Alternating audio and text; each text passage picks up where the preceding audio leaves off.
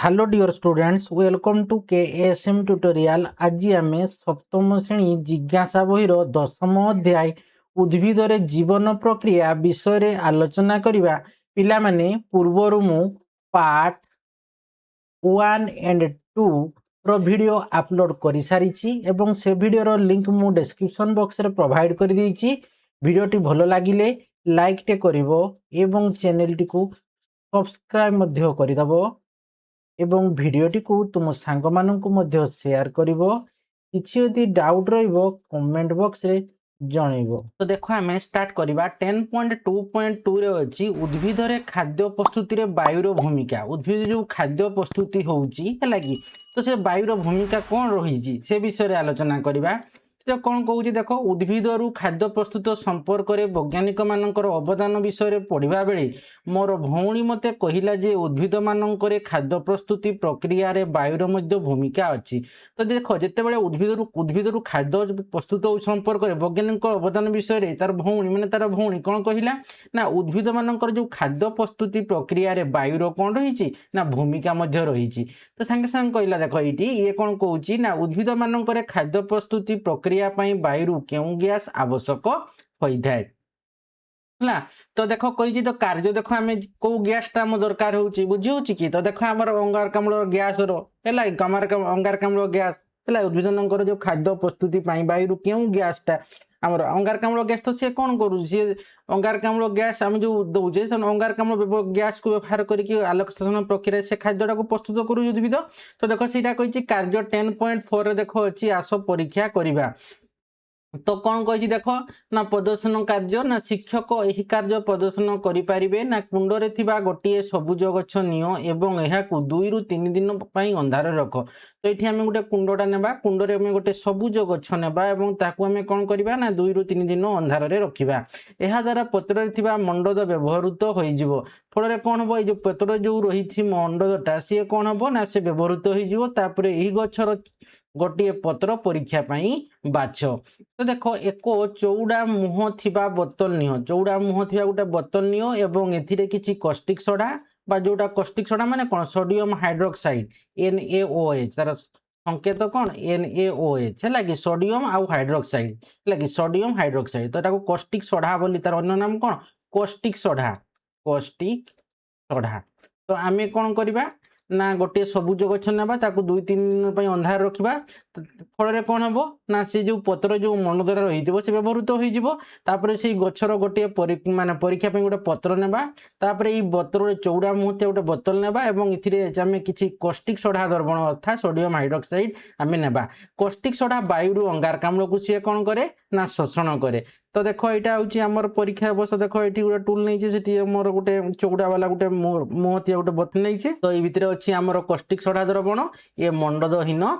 उद्भिद है। तो तापर कही देख सतर्क देख कौन कही ना कॉस्टिक सोडा एक शक्तिशाली रासायनिक पदार्थ किए कॉस्टिक सोडा बा सोडियम हाइड्रोक्साइड यह चर्म रे लागिले ताकू पोड़ी देई पारे तेणु शिक्षक यह परिचालना करने उचित। तापर देख कही कौन ना बोतल कर्क मध्य ये बोतल रहा आमर कर्क है कि तो बोतल कर्क मध्य ये लालीटा है कि रेड कलरटा से आम कौन कह कर्क बोली कहूँ है। तो सी बोतल कर्क मध्य फाट दे पत्रटीर अधा अंश प्रवेश कराओ। तो भितर आमर कॉस्टिक सोडा अच्छी तो ये फाँकाटे आम फाँका करें कौन करा पत्र अधा अंश को आम भर्ती कराइबा अधा अंश प्रवेश करवा अन्य अर्धेक अंश बोतल बाहर रहू चित्र 10.3 क देखा परी बोतल को रख यही भाया बोतल को रखब। तो देख जिते बड़े कौन हो भितर आमर कौन अच्छी कॉस्टिक सोडा द्रवण रही अर्थात सोडियम हाइड्रोक्साइड आम रखी नहीं। तो देख पत्र थिबा आयोडीन परीक्षा तो चित्र 10.3 क्लोरोफिल एवं वायुर भूमि माने परीक्षा करवा यही भाया लगी। तो देख कौन कही ना देख कही उद्भिद को आनी किछि घंटा सूर्य किरण में रख तापर आम उद्भिद को देख कौन कले ना आम प्रथम बोतल कर्क मध्य फाट दे पत्रटीर अधा अंश में प्रवेश करें एवं आउ जो अंश को आम बोतल बाहर रखीचे है कि तो चित्र 10.3 क देखा पर आम बोतल टी रखीचे यही भाया रखीते कहवाई कहते है कि टेबुल नब एम बोतल को शुईदेव एमती रखिकी कौन कर अधा अंश से बोतल भितर नब भितर आमर कौन कॉस्टिक सोडा द्रवण रही रही लगी आउटाकू नहीं बाहर रखीदेव है खाली अधा किसी पत्रटा ये जो कर्क देकी जमी सी भितर रही से भाया रखब जो चित्र आम 10 ये परीक्षा व्यवस्था कराई भाया रखापी से कौच है कही उद्भिद को किसी घंटा सूर्य किरण में रख तापर कही जल सूर्य किरण क्लोरोफिल और अंगारकाम्लर उपलब्धता को पर्यवेक्षण कर एवं सारणी 10.3 रे लेख तापर कही पत्र को बाहर काढ़ी कार्य 10.2 रे करा जाइथिबा परी परीक्षा करो एवं आयोडीन व्यवहार करी मंडलर उपस्थिति परीक्षा करो तापर आम पत्र को काढ़ी बाहर को नहीं आसवा एवं 10.2 रे जो करा जाइथिबा आम परीक्षा करवा एवं आयोडीन व्यवहार करी मंडलर उपस्थिति को आम परीक्षा करवा तो सारणी 10.3 तुम पर्यवेक्षण आम है तो आम कौन कले ना आम प्रथम उद्भिद किसी घंटा सूर्य किरण रखले तापर जल है सूर्य किरण एवं क्लोरोफिल और अंगारकाम्ल उपलब्धता को आम पर्यवेक्षण करवा तापर आम सारणी 10.3 आम लिखा तापर पत्रटा को जो आम कौन कर कर्क देक भीतर रखीचे से पत्र को काढ़ी बाहर को काढ़ी कार्य 10.2 रे कराइता परी आम परीक्षा करवा एवं आयोडीन व्यवहार करी मंडलर उपस्थिति आम परीक्षा करवा तापर से पर्यवेक्षण को आम कौन करवा लिखा से पर्यवेक्षण को है सारण 10.3 देख ये दिखाई तुम उद्भिद मंडलर उपस्थिति वायुर प्रस्तुति वायुर भूमिका कौन तो पत्रर एक अंश तो उपलब्धता अच्छी देख ये जल अच्छी सूर्यालोक अच्छी हरितलवक अच्छी अंगारकाम्ल अच्छी तो बोतल भितर पत्रर अंश और बोतल बाहर पत्रर अंश है तो आम बोतल भितर थी पत्र अंश कौन हो सूर्यालोक तार उपलब्धि देखा सूर्यालोक जल हरितलवक अंगारकाम्ल तापर लिखा मंडद अच्छी कि नहीं तापर बोतल बाहर पत्र अंश आम लिखा तो देख पत्र गोटे अंशटा आम बोतल भितर थी पत्र अंश से जल कौन से जलर उपलब्धता अच्छी है कि हाँ लिखब ये तो सूर्यालोक तेणु सूर्यालोकर बोतल भितर थी पत्र अंशर से कौन हम सूर्यालोक से उपलब्धता अच्छी कि नहीं ना लिखिदेव हाँ उपलब्धता अच्छी है तापर देख ये कौन हरितलवर ऊपर माने उपलब्धता अच्छी कि नहीं ना हाँ लिखिदेव तापर देख कही अंगारकाम्ल उपलब्धता अच्छी कि नहीं तुम्हें ना लिखिदेव है कि तापर देख ये कौन ये बोतल बाहर पत्रर अंश तो बोतल बाहर जल मैंने कौन अच्छी सी हाँ हे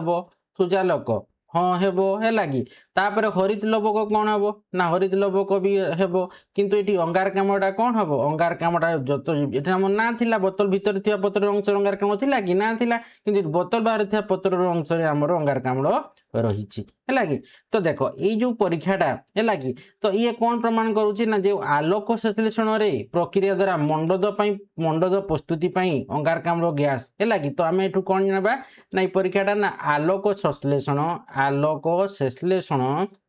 प्रक्रिया द्वारा है कि जोटा आम इंग्लिश कौन फोटोसिंथेसिस जोटा कहूँ है कि आलोक संश्लेषण प्रक्रिया द्वारा मंडद प्रस्तुति अंगारकाम्ल है कि बा जोटा को आम कौचे कौन CO2 गैस है कि एकांत आवश्यक से आम ये परीक्षा को करुचे है कि एकांत आवश्यक है कि ना जो आमर आम परीक्षा देख कौन कौन करुचे ना देख उद्भिद खाद्य प्रस्तुत वायुर भूमिका रही कि ना तो ये आमर कौन ये देख आलोक संश्लेषण आमर कौन खाद्य प्रस्तुति केते करवा आलोक संश्लेषण प्रक्रिया आमर गछर उद्भिदर पत्र सी प्रस्तुति करब तो मंडल प्रस्तुति अंगारकाम्ल गैसटा आमर एकांत आवश्यक है कि तो देख जिते आम परीक्षा कौन कले ना गोटे पत्र अधा अंश को बोतल भितर रखुचे जो आमर कौन रोचे पोटासियम हाइड्रोक्साइड ये आम लिखाई ना देख पोटासियम हाइड्रोक्साइड सोडियम हाइड्रोक्साइड आम ये कौन रोचे सोडियम हाइड्रोक्साइड रखुचे तो से सोडियम हाइड्रोक्साइडटा कौन करुच्ची ना सी तार समस्त ये सोडियम हाइड्रोक्साइड बा कॉस्टिक सोडा रखुचे तो है रखा माने कौन ना ये जो रही अंगारकाम्ल गैस गुड़ाक सी कौन करुच्ची ना सी शोषिकी नहीं जाऊँगी शोषिदेव से आम ये जो पत्रटा को नौचे तो ये आमर कॉस्टिक सोडा द्रवण बा सोडियम हाइड्रोक्साइड रखुचे ये भितर बोतल भितर ना ये जो भितर जो पत्रटा रहा है कि से जो अंगारकाम्ल गैस को सी कौन करुच्ची बोतल माने सी CO2 अंगारकाम्ल गैस को सी शोषिकी नहीं है कि आउ जो मोर बाकी अंशटा सी अंश बोतल बाहर वायुमंडल रोचे तो ये आम देख सारणीटा पूरण करदे है कि तो कौन देखले देख ये है तो ये आम तो ये मंडद कौन अच्छी तो देख जिते बड़े आम बोतल भितर रखी मंडद अच्छी कि से मंडद ना कि बोतल बाहर थी पत्र अंश कौन कहूँ ना आमर मंडद ରହୁଛି। ବୁଝି ହଉଛି ତ ଦେଖ ତାପରେ କହିଛି ଦେଖ ଆମେ ଦେଖୁଛୁ ଯେ ବୋତଲ ବାହାରେ ଥିବା ପତ୍ରର ଅଂଶ ଗାଢ ନୀଳ ହୋଇଯାଇଛି। ଯେ ବୋତଲ ବାହାରେ ଯୋଉ ପତ୍ରଟା ଅଛି ତାର ଅଂଶଟା କଣ ହେଉଛି ନା ଗାଢ ନୀଳ ହୋଇଯାଉଛି। ଏହା ମଣ୍ଡଦ ଉପସ୍ଥିତିକୁ ସୂଚିତ କରାଏ। ଯୋଉ ବୋତଲ ବାହାରେ ଯୋଉ ହେଲା କି ତାମାନେ ଇଏ ଏଠି କଣ ହଉଛି ତ ଏଠି ମଣ୍ଡଦ ରହିବ। ଯେହେତୁ ଆମର କଣ ହଉଛି ବୋତଲ ବାହାରେ ଯେ ପତ୍ରର ଅଂଶଟା ଗାଢ ନୀଳ ହେଉଛି ତାମାନେ ସେ ମଣ୍ଡଦକୁ ସୂଚିତ କରୁଛି। ଆଉ ବୋତଲ ଭିତର ପତ୍ରର ଅଂଶରେ ମଣ୍ଡଦ ଅଛି କି ଏଠି ମଣ୍ଡଦ ନାହିଁ। ବୁଝିଗଲା। ତେଣୁ ଏଠି ଆମେ କହିପାରିବା କଣ ନା କିନ୍ତୁ ବୋତଲ ଭିତରେ ଥିବା ପତ୍ରର ଅଂଶ ଗାଢ ନୀଳ ରଙ୍ଗ ହୋଇନାହିଁ, ଯାହା ସୂଚିତ କରେ ଯେ ପତ୍ରର ସେହି ଅଂଶରେ ଖାଦ୍ୟ ତିଆରି ହୁଏ ନାହିଁ। ଯୋଉ ଯେତିକି ପତ୍ରଟା ଆମର କଣ ପତ୍ର ଭିତରେ ରହିଛି ସେ ପତ୍ରର ଅଂଶଟା ଗାଢ ନୀଳ ରଙ୍ଗ ହୋଇନାହିଁ, ଅର୍ଥାତ୍ ସୂଚିତ କରୁଛି କଣ ନା ପତ୍ରରେ ସିଏ କଣ ହଉଛି ନା ସିଏ ଅଂଶରେ ଖାଦ୍ୟ ତିଆରି ହୁଏ ନାହିଁ। ଏହାର କାରଣ ହଉଛି ବୋତଲ ଭିତରେ ଥିବା କଷ୍ଟିକ ସୋଡା ଦ୍ରବଣ ବାୟୁରେ ଥିବା ଅଙ୍ଗାରକାମ୍ଳ ଶୋଷଣ କରି ନେଇଛି। ଯୋଉ ଆମର କଷ୍ଟିକ ସୋଡା ଦ୍ରବଣ ବା ଯୋଉ ସୋଡିୟମ ହାଇଡ୍ରୋକ୍ସାଇଡଟାକୁ ଆମେ ଯୋଉ ରଖିଛେ ବୋତଲ ସୋଡିୟମ ହାଇଡ୍ରୋକ୍ସାଇଡ ଯୋଉ ଦ୍ରବଣଟାକୁ ଆମେ ରଖିଛେ ସିଏ କଣ କରୁଛି ନା ଯୋଉ ଆମର ଅଙ୍ଗାରକାମ୍ଳ ଯୋଉ ଗ୍ୟାସଟାକୁ ସିଏ କଣ କରୁଛି ଶୋଷଣ କରି ନେଇଯାଉଛି। ଫଳରେ ସେ ବୋତଲ ଭିତରେ ଥିବା ପତ୍ର ରଙ୍ଗଟା ଗାଢ ନୀଳ ହୋଇଯାଇନାହିଁ ହେଲା କି ଅର୍ଥାତ୍ ସେଥିରେ ମଣ୍ଡଦ ନାହିଁ। ସେଇ ଅଂଶରେ ତାମାନେ ଖାଦ୍ୟ ମଣ୍ଡଦ ନାହିଁ ମାନେ ସେଥିରେ କଣ ହବ ଖାଦ୍ୟ ତିଆରି ହେଇପାରିବ ନାହିଁ ହେଲା କି। ତାମାନେ ଏଠି ଆମେ କହିପାରିବା କଣ ନା ବୋତଲ ବାହାରେ ଥିବା ପତ୍ରର ଅଂଶ ଗାଢ ନୀଳ ହୋଇଯାଇଛି, ଏହା ମଣ୍ଡଦର ଉପସ୍ଥିତିକୁ ସେ ସୂଚିତ କରୁଛି। ତ ଏହି ପରୀକ୍ଷାରୁ ଜଣାପଡ଼ିଲା ଯେ ବାୟୁରେ ଥିବା ଅଙ୍ଗାରକାମ୍ଳ ଉଦ୍ଭିଦ ପତ୍ରରେ ମଣ୍ଡଦ ପ୍ରସ୍ତୁତ କରିବା ପାଇଁ ଆବଶ୍ୟକ। ତ ଏଥିରୁ ଆମେ କଣ ଜାଣିଲେ ନା ଏଥିରୁ ଆମେ ଦେଖ ଏଇଠି ଜାଣିଲେ ବାୟୁରେ ଥିବା ଯୋଉ ଅଙ୍ଗାରକାମ୍ଳଟା ସେ ଉଦ୍ଭିଦ ପତ୍ରରେ ମଣ୍ଡଦ ପ୍ରସ୍ତୁତ କରିବା ପାଇଁ ସିଏ ଆବଶ୍ୟକ ହୋଇଥାଏ। ତ ଦେଖ କାର୍ଯ୍ୟ 10.3 ଏବଂ 10.4 ଉପରେ ଆଧାର କରି ତୁମେ କେଉଁ ସିଦ୍ଧାନ୍ତରେ ଉପନୀତ ହେଲ? ଉଦ୍ଭିଦର କେଉଁ ଅଂଶ ମଣ୍ଡଦ ଶ୍ଳେଷଣରେ ଅଂଶଗ୍ରହଣ କରେ? ତ ଦେଖ ଏ ପର୍ଯ୍ୟନ୍ତ ତଥ୍ୟ ଏବଂ ପରୀକ୍ଷା ଗୁଡ଼ିରୁ ଆମେ ଜାଣିଲୁ ଯେ ଉଦ୍ଭିଦ ମାନଙ୍କର ଖାଦ୍ୟ ସଂଶ୍ଳେଷଣ ପାଇଁ ସୂର୍ଯ୍ୟ କିରଣ ଗୋଟେ ନିହାତି ଦରକାର, ଜଳ ଦରକାର ବା ପାଣି ଦରକାର, ହରିତ ଲବକ ଏବଂ ଅଙ୍ଗାରକାମ୍ଳ ଅତି ଆବଶ୍ୟକ ବା ଅତ୍ୟାବଶ୍ୟକ। ତ ଦେଖ ତାପରେ ଆମେ ଜାଣିଲେ କଣ ଆମର ଆଲୋକ ସଂଶ୍ଳେଷଣ ପ୍ରକ୍ରିୟା କାହାକୁ କୁହାଯାଏ ନା ଯେଉଁ ପ୍ରକ୍ରିୟାରେ ଏଟା ସର୍ଟ କ୍ୱେଶ୍ଚନ ପଡେ ଯେଉଁ ପ୍ରକ୍ରିୟାରେ ସୂର୍ଯ୍ୟ କିରଣ ଏବଂ ହରିତ ଲବକ ଉପସ୍ଥିତିରେ ଉଦ୍ଭିଦ ଖାଦ୍ୟ ପ୍ରସ୍ତୁତ କରେ ସେହି ପ୍ରକ୍ରିୟାକୁ ଆଲୋକ ସଂଶ୍ଳେଷଣ କୁହାଯାଏ। ତ ଯେଉଁ ପ୍ରକ୍ରିୟାରେ କଣ ହଉଛି ନା ଆମର ଉଦ୍ଭିଦ କଣ କରେ ନା ଖାଦ୍ୟ ପ୍ରସ୍ତୁତ କରେ ମାନେ କୋଉ ପ୍ରକ୍ରିୟା ଯେମିତି ସୂର୍ଯ୍ୟ କିରଣ ଏବଂ ହରିତ ଲବକର ଉପସ୍ଥିତିରେ ଉଦ୍ଭିଦ ଖାଦ୍ୟ ପ୍ରସ୍ତୁତ କରେ ସେଇ ପ୍ରକ୍ରିୟାଟାକୁ ଆଲୋକ ସଂଶ୍ଳେଷଣ କୁହାଯାଏ। ତ ଦେଖ ଏଇଠି ମନେ ରଖିଥିବ ଆଲୋକ ସଂଶ୍ଳେଷଣ ପାଇଁ ପତ୍ରଟା ହଉଛି କଣ ନା ମୁଖ୍ୟ ସ୍ଥାନ। ତାପରେ ଦେଖ କଣ କହିଛି ଆଲୋକ ସଂଶ୍ଳେଷଣ ପାଇଁ ତେବେ କଣ ପତ୍ର ହଉଛି ତାର ମୁଖ୍ୟ ସ୍ଥାନ। ତ ଉଦ୍ଭିଦର ଅନ୍ୟ ସବୁଜ ଅଂଶ ମଧ୍ୟ ଆଲୋକ ସଂଶ୍ଳେଷଣ କରେ କି? ହଁ, ହରିତ ଲବକ ଥିବା ଉଦ୍ଭିଦର ଅନ୍ୟ ଅଂଶ ମଧ୍ୟ ଆଲୋକ ସଂଶ୍ଳେଷଣ କରିଥାଏ। ହଁ କେତେବେଳେ କରିଥିବ ନା ଯେତେବେଳେ ହରିତ ଲବକଟା ଥିବ ଉଦ୍ଭିଦର ଅନ୍ୟ ଅଂଶରେ ତ ସେ ସମୟରେ ଆମର କଣ ହବ ନା ଖାଦ୍ୟ ପ୍ରସ୍ତୁତି ସିଏ ବା ସରି ଆମର ଆଲୋକ ସଂଶ୍ଳେଷଣ ସେ କରିବ ହେଲା କି। ତ ଆଲୋକ ସଂଶ୍ଳେଷଣ ହେଲେ ଯାଇ ସେ କଣ ଉଦ୍ଭିଦ ତା ନିଜର ଖାଦ୍ୟ ପ୍ରସ୍ତୁତି କରିବ। ତ ସେଥିପାଇଁ ତାକୁ ସୂର୍ଯ୍ୟ କିରଣ ଦରକାର ଏବଂ ହରିତ ଲବକର ଉପସ୍ଥିତି ରହିବା ଦରକାର ହେଲା। ତ ଦେଖ ଏ ପର୍ଯ୍ୟନ୍ତ ଆମେ ଜାଣିଲୁ ଯେ ଉଦ୍ଭିଦ ମାନେ ବାୟୁ ଏବଂ ଜଳରୁ ଅଙ୍ଗାରକାମ୍ଳ ଗ୍ରହଣ କରନ୍ତି। ଦେଖ ଉଦ୍ଭିଦ ମାନେ ଆମେ କଣ ଜାଣିଲେ ନା ସେମାନେ ବାୟୁରୁ ଏବଂ ଜଳରୁ ସେମାନେ ଅଙ୍ଗାରକାମ୍ଳକୁ ଗ୍ରହଣ କରନ୍ତି ଏବଂ ସୂର୍ଯ୍ୟ କିରଣ ବ୍ୟବହାର କରି ଆଲୋକ ସଂଶ୍ଳେଷଣ ପ୍ରକ୍ରିୟା ଦ୍ୱାରା ସେମାନଙ୍କର ଖାଦ୍ୟ ପ୍ରସ୍ତୁତ କରନ୍ତି। କିନ୍ତୁ ତୁମେ କେବେ ଭାବିଛ କି ଏହି ପ୍ରକ୍ରିୟାରେ ଆଉ କଣ କଣ ଘଟେ ନା ଉଦ୍ଭିଦ ମାନେ କେବଳ ସେମାନଙ୍କ ପରିବେଶରୁ ପଦାର୍ଥ ଗ୍ରହଣ କରନ୍ତି ନା ପରିବେଶକୁ ସେମାନେ କିଛି ଉତ୍ସର୍ଜନ କରନ୍ତି? ଆସ ଏହାକୁ ବର୍ଷା ଦିଦିଙ୍କ ଦ୍ୱାରା କରାଯାଇଥିବା ଏହି ପରୀକ୍ଷଣ ମାଧ୍ୟମରେ ଅନୁସନ୍ଧାନ କରିବା। ତ ଆମେ ଏଇ ଯୋଉ ପରୀକ୍ଷାଟା କଲେ କଣ ଆମେ ନିଷ୍କର୍ଷ ପାଇଲେ ପରୀକ୍ଷାଟାରୁ ଏଇଟା ଆମେ କଣ ଜାଣିଲେ? ଏଇ ଯୋଉ ପରୀକ୍ଷାଟା କଲେ ଆମେ ଏଇଠି ସାରଣୀ ଯୋଉ ଲେଖିଲେ ହେଲା କି ଯୋଉ ଉଦ୍ଭିଦରେ ମଣ୍ଡଦ ପ୍ରସ୍ତୁତିରେ ଯୋଉ ବାୟୁର ଭୂମିକା ରହିଛି ତ ଏଠି ଆମେ କଣ ଜାଣିଲେ ନା ବୋତଲ ଭିତରେ ଯୋଉ ଅଙ୍ଗାରକାମ୍ଳଟା ଅଛି ମାନେ ମିଳିଥିବାରୁ ମାନେ କଣ ଯେ ମିଳିଥିବାରୁ ବା ଯୋଉଠି ଅଙ୍ଗାରକାମ୍ଳ ଗଲେ ଥିବାରୁ ସେଇ ଅଂଶରେ କଣ ମଣ୍ଡଦଟା ପ୍ରସ୍ତୁତ ହୋଇପାରିଲା ନାହିଁ। ଯେହେତୁ ବୋତଲ ଭିତରେ ଅଙ୍ଗାରକାମ୍ଳ କି ପାଇଁ ନା ଅଙ୍ଗାରକାମ୍ଳଟାକୁ ସିଏ କଣ କଲା ନା ଆମର ବୋତଲ ଭିତରେ ଯୋଉ ଅଛି ଆମର ଯୋଉ ସୋଡିୟମ ହାଇଡ୍ରୋକ୍ସାଇଡ ବା କଷ୍ଟିକ ସୋଡାର ଦ୍ରବଣ ଯୋଉଟା ଅଛି ହେଲା କି ତ ସିଏ ଅଙ୍ଗାରକାମ୍ଳଟାକୁ ଶୋଷି ନେଇଗଲା। ଫଳରେ ସେଠି କଣ ହେଲା ନା ସେଇ ଅଂଶରେ ମଣ୍ଡଦ ପ୍ରସ୍ତୁତ ହୋଇପାରିଲା ନାହିଁ। ଫଳରେ ସେଠି କଣ ହଉଛି ନା ସିଏ ଆମର ନୀଳ କଳା ରଙ୍ଗ ହୋଇପାରିଲା ସେ ନାହିଁ ହେଲା କି। ତ ସେଠାରେ ଆୟୋଡିନ ପରୀକ୍ଷା କଲେ ମଧ୍ୟ କଣ ହବ ନୀଳ କଳା ରଙ୍ଗ ସେ ଏଥିରେ ହେଇପାରିବ ନାହିଁ। କିନ୍ତୁ ବୋତଲ ବାହାରେ ଯୋଉ ସମସ୍ତ ଉପାଦାନ ସହିତ ଆମର କଣ ସେ ଜଳ ପାଇଲା, ସୂର୍ଯ୍ୟଲୋକ ପାଇଲା, ହରିତ ଲୋକ ପାଇଲା, ଅଙ୍ଗାରକାମ୍ଳ ପାଇଲା। ଫଳରେ ସେଥିରେ କଣ ହେଲା ନା ମଣ୍ଡଦ ପ୍ରସ୍ତୁତ ହେଲା ଏବଂ ସିଏ କଣ କଲା ନା ତାହା ଆୟୋଡିନ ଦ୍ୱାରା ନୀଳ ଏବଂ କଳା ରଙ୍ଗ ସିଏ ଧାରଣ କଲା এইটা ଆମେ ପରୀକ୍ଷାରୁ ପାଇଲେ ବୁଝି ହଉଛି ହେଲା ତ କଣ କହିଲେ ନା ଉଦ୍ଭିଦ ମାନେ ତେବେ ବାୟୁ ଜଳରୁ ଅଙ୍ଗାରକାମ୍ଳକୁ ଗ୍ରହଣ କରନ୍ତି ଏବଂ ସୂର୍ଯ୍ୟ କିରଣ ବ୍ୟବହାର କରି ଆଲୋକ ସଂଶ୍ଳେଷଣ ପ୍ରକ୍ରିୟା ଦ୍ୱାରା ସେମାନେ ତାଙ୍କର ଖାଦ୍ୟ ପ୍ରସ୍ତୁତ କରନ୍ତି ତ ଦେଖ ଉଦ୍ଭିଦ ମାନେ କେବଳ ସେମାନଙ୍କ ପରିବେଶରୁ ପଦାର୍ଥ ଗ୍ରହଣ କରନ୍ତି ନା ପରିବେଶକୁ ସେମାନେ କିଛି ଉତ୍ସର୍ଜନ କରନ୍ତି ଆସ ଏହାକୁ ବର୍ଷା ଦିଦିଙ୍କ ଦ୍ୱାରା କରାଯାଇଥିବା ଏଇଟା ଆମେ କାର୍ଯ୍ୟଟା କରିବା ଦେଖ ପରୀକ୍ଷଣଟା କଲା 10.5 ରେ ଦେଖ କହିଛି ଆସ ଅନୁସନ୍ଧାନ କରିବା तो देख ये कौन कही ना चित्र 10.4 को देख कही 10.4 को देख क एवं ख भाव में नामित दुईटी परीक्षण व्यवस्था तुलना कर और विश्लेषण कर तो ये परीक्षा क यहाँ हूँ परीक्षा ख तो ये चित्र 10.4 रे व्यवस्था करू है व्यवस्था करू सूर्यालोक रखा सूर्यालोक रखा व्यवस्था ख को कौन कराई अंधार रखाई तार ये सूर्यालोक पाऊँच ये सूर्यालोक आमर व्यवस्था क सूर्यालोक सी पाऊँ ये खटा कौन हो परीक्षाटा अंधार होने ये सूर्यालोक मिलूनी व्यवस्था ख को अंधार रखा तो दुईटी व्यवस्था तुम्हें क्यों पार्थक्य देखुच तुम्हें कौन व्यवस्था करे ओलटा परीक्षा ट्यूब रे वायु बुदबुद बा फटका बाहर देखा जाऊ देखुच तो देख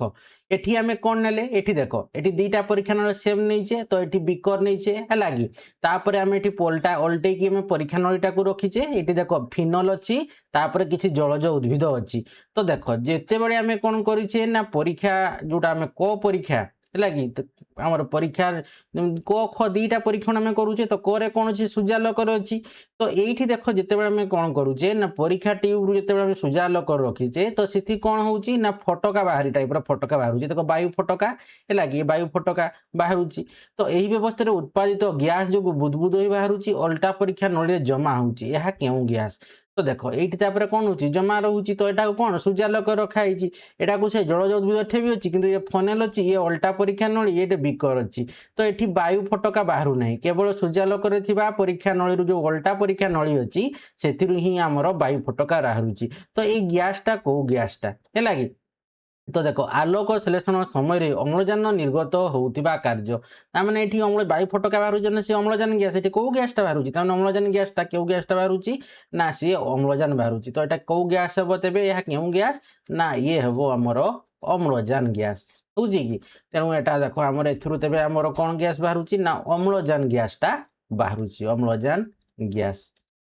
है तो यहाँ सूर्यालोक अच्छी अंधार रखाई सेम प्रोसेस अच्छी किंतु ये कौन हो वायु फटका बाहर तो मैंने अम्लजान गैस बाहर ना है तो सांगे सांगे देख ये कहला हाँ मोर मन पड़ा आम विज्ञान परीक्षागार झरका पाखे सूर्यालोक यहीपरि एक व्यवस्था मुझे देखी कही जिते बड़े ओलटा परीक्षा नली पर्याप्त गैस जमा हो गला से वर्षा दीदी परीक्षा नली को व्यवस्था बाहर करने समय बुढ़ा आंगुठी को परीक्षा नली मुहरे रखिले तापर से शीघ्र परीक्षा नली एक जलुवा दियासिल काठी भर्ती कले एवं दियासिल काठी जोरे जड़ी उठिला माने कौन से अम्लजान गैस अच्छी अम्लजान गैस दहन में साहाय्य करे अर्थात निआ को जड़ारे से साहाय्य करे बुझी तो देख से सिद्धांत कले जे परीक्षा नली गैस रे अम्लजान प्रचुर परिमाण रे अच्छी तेणु से जानले कौन जिते आलेक्स माने ताने ये आम कौन जानले ना जिते बड़े है कि जो परीक्षा नलीटा आम आनले तो से जो प्रचुर परिमाण कौन अम्लजान गैस बाहर ताने आम यहाँ जानले आलोक संश्लेषण प्रक्रिया रे समय अम्लजान गैसटा कौन हुए निर्गत हुए केमती जानले निआ निर्गत हो अम्लजान गैस ना जिते बड़े से परीक्षा नली एक गोटे जलुवा दियासिल काठी को भर्ती कले से दियासिल काठी जोरे जड़ी उठिला सेठू आम जानीगले से गैसटा कौन अम्लजान गैस यह सूचित करे जे सूर्यालोकर उपस्थिति आलोक संश्लेषण घटे तो सूर्यालोकर बिना आलोक प्रक्रिया घटी हेब ना तेणु सूर्यालोक निहाती दरकार आलोक संश्लेषण प्रक्रिया है तो वर्षा दीदी को परीक्षण को आधार करी आमे मध्य सिद्धांत नहीं पारिबा जे आलोक संश्लेषण समय अम्लजान निर्गत हुए तो यहाँ मन रखीदेव तेज आलोक संश्लेषण समय कौन हुए ना अम्लजान गैसटा निर्गत हुए ताने एठू जो परीक्षाटा कले ये जो सूर्यालोक ताने ये जो गैसटा बाहर ये जो फटका वायु फटका टाइप जो गैसटा देखला से कौन आमर अम्लजान गैस एठी आमर अम्लजान गैसटा बाहर कि बाहर नहीं कि ये अंधार अच्छी ये सूर्यालोक अच्छी फल अम्लजान गैसटा निर्गत होची आलोक संश्लेषण प्रक्रिया घटुची है कि ये देख ଆମର ଅଙ୍ଗାରକାମ୍ଳ ବି ଗ୍ୟାସ୍ ମିଳିଲା। ତାପରେ ଆମକୁ ଏଠି କ'ଣ ମିଳିଲା ନା ଦେଖ ଏଠି ଆମର ସୂର୍ଯ୍ୟ ସୂର୍ଯ୍ୟାଲୋକ ହରିତ ଲବକ ଅଙ୍ଗାରକାମ୍ଳ ହେଉଛି, ଫଳରେ ଏଠି କ'ଣ ହେଉଛି ନା ଆଲୋକ ଶୋଷଣ ପ୍ରକ୍ରିୟା ଘଟୁଛି। ତ ଆଲୋକ ଶୋଷଣ ପ୍ରକ୍ରିୟା ହେବା ଦ୍ୱାରା ଅମ୍ଳଜାନ ଗ୍ୟାସଟା ନିର୍ଗତ ହେଉଛି ହେଲା। ଆଲୋକ ଶୋଷଣ ସମୟରେ ଅମ୍ଳଜାନ ଗ୍ୟାସ ନିର୍ଗତ ହୁଏ। ତ ଆଜି ଆମେ ଏତିକି ଯାଏଁ ଆଲୋଚନା କରିବା ହେଲା କି। ନେକ୍ସଟ ଭିଡ଼ିଓରେ ଆମେ କ'ଣ କରିବା ନା ସଂକ୍ଷେପରେ କିପରି ଆଲୋକ ଶୋଷଣ ହୁଏ ହେଲା କି, ସେଟା ମାନେ ଆଲୋକ ଶୋଷଣ ପ୍ରକ୍ରିୟାଟା ସଂକ୍ଷେପରେ ସେ ବିଷୟରେ ଆମେ ଆଲୋଚନା କରିବା। ଆଶା କରୁଛି ପିଲାମାନେ ଭିଡ଼ିଓକୁ ଭଲ ଭାବେ ବୁଝିପାରିଥିବ। ଭିଡ଼ିଓକୁ ଲାଇକ୍ କମେଣ୍ଟ ଏବଂ ପ୍ରଚୁର ମାତ୍ରାରେ ସେୟାର କରିବ ଏବଂ ଯେଉଁମାନେ ପର୍ଯ୍ୟନ୍ତ ଚ୍ୟାନେଲଟିକୁ ସବସ୍କ୍ରାଇବ୍ କରିନ ଅତି ଶୀଘ୍ର ଚ୍ୟାନେଲଟିକୁ ସବସ୍କ୍ରାଇବ୍ କରିନେବ ଏବଂ ପାଖରେ ଥିବା ବେଲ୍ ଆଇକନ୍ଟିକୁ ମଧ୍ୟ ଦବାଇ ଦେବ, ଯାହାଫଳରେ କି ମୁଁ ଭିଡ଼ିଓ ଛାଡ଼ୁ ତୁମ ପାଖକୁ ନୋଟିଫିକେସନ୍ ପଳେଇବ, ଫଳରେ ତୁମେ ଜାଣିପାରିବ। ଧନ୍ୟବାଦ।